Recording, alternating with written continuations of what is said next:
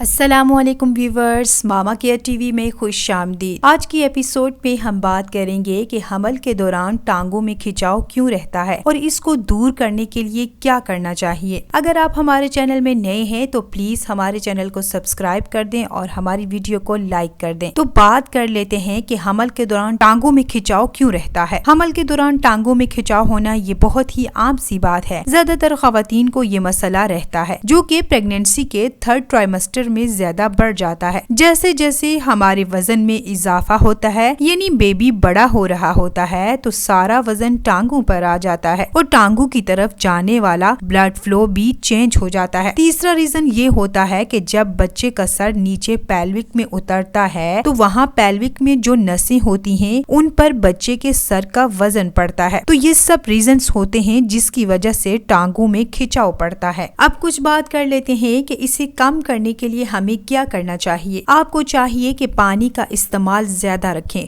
خود کو D hydrate مت ہونے دیں، خود کو ہائیڈریٹ رکھیں۔